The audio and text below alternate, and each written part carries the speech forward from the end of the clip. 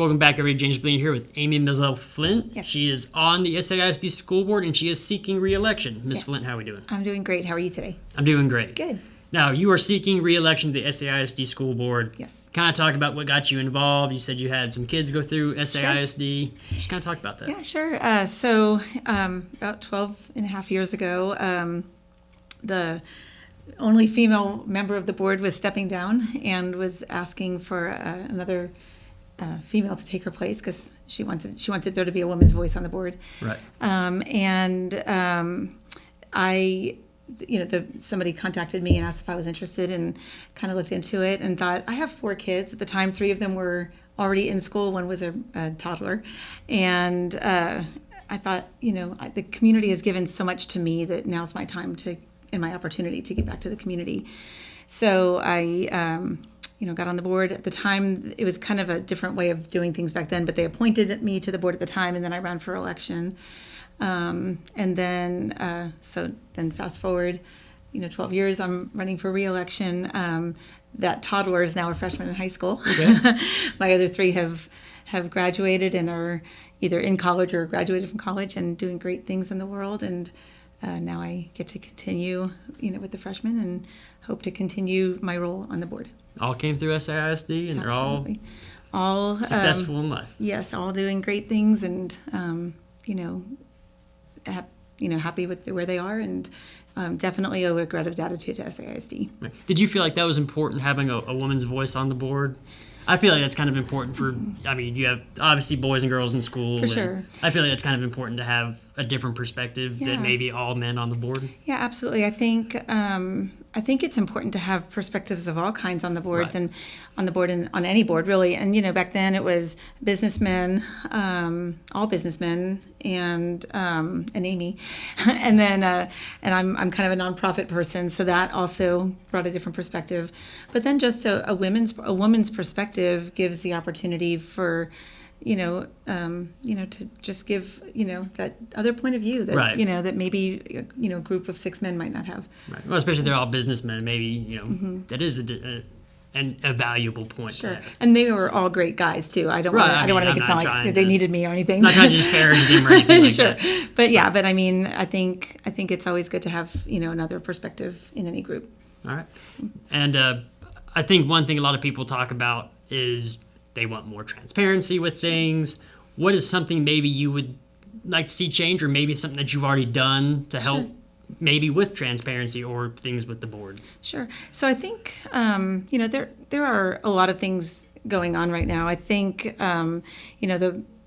first of all, I believe perception's reality, right? And so if people don't believe the board is transparent, then obviously there's an issue. I know that, as a board, we've always followed all the rules and we've done all the things that are required of us. I think personally, I'm out in social media and out in the community a lot. I hope that there's not a transparency issue with me personally. Right. But I think as a board, I would love to see us be out in the community at more events.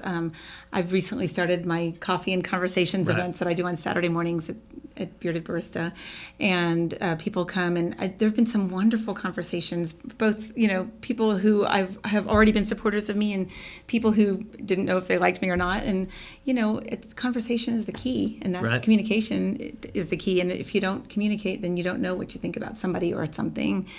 So I think, having that transparency, both individually and as a full board is important. And then, really just more community partnerships. I think, if we get more people in the community involved in schools and doing different things, then I hope that people will see that there are, that there are great things going on in our schools, and there are, there's not a big cover-up. There's no, And maybe that transparency wouldn't be so much of an issue. Exactly. There's no vast conspiracy trying to, achieve any grandiose scheme or anything. Right.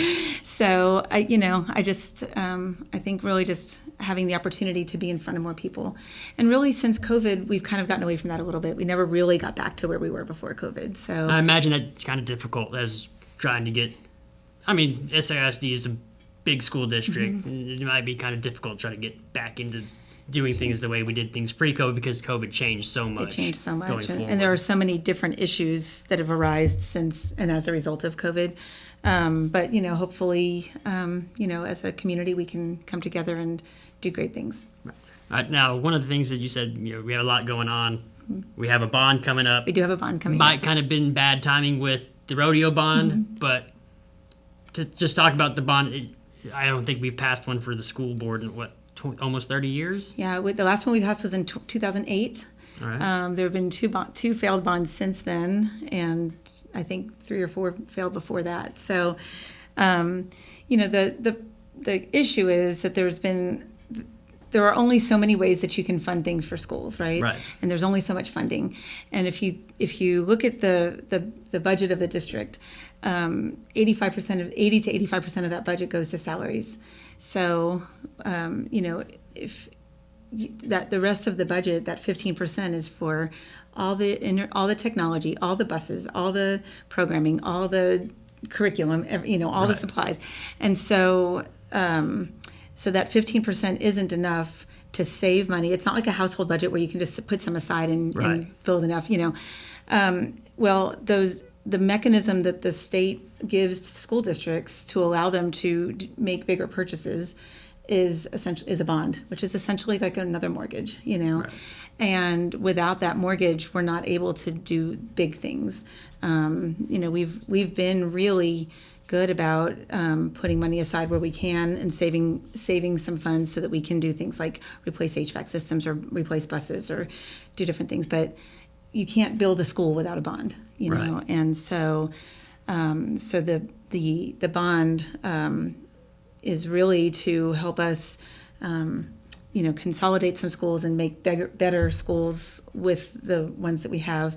Build new Glen Middle School, which if you've been in Glen Middle School, you know that there are some issues there. I've been in the gym a couple times, and the gym is actually not terrible. No, it's not. But I think it's been the same way since I was, 5 years old. Yeah, I didn't probably. go through SAISD, Sure. but we played soccer in the field next to there. And Yeah. it's always been the same. Yeah, we always talk about how like around school probably sounded cool in the 1950s or 1960s, but in 2025, where there are so many different security issues and different things we need to do to make sure there's adequate spacing, and it's not a good model for us now, and so that needs to change. And so without a bond, we wouldn't be able to change that. And then all the additions to Central and Lakeview, and then all the security and safety updates that need to be done. The state requires certain mandates, and I hate to use the word unfunded mandates, but they're either unfunded or not fully funded mandates. Right. And the difference comes from the budget. Well, without a bond, then we have to pull from other areas, and that always makes things difficult. So we're hoping to, if that bond passes, we would be able to use some of that funding for the requirements of the mandates, the safety and security mandates that the state has rightfully asked of the schools. We want our kids to be safe, of course. I don't think anybody forgets Uvalde and everything. Absolutely. And after that happened, we had a few phone calls up here about, well, what about safety of schools? And you're kind of calling the wrong people. Sure. You need to go to the school board meeting and talk to them about it. Yep.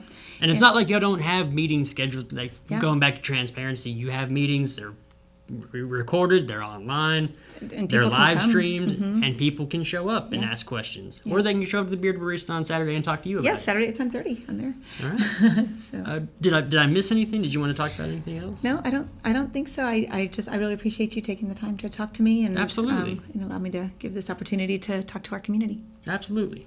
All right. Back to you.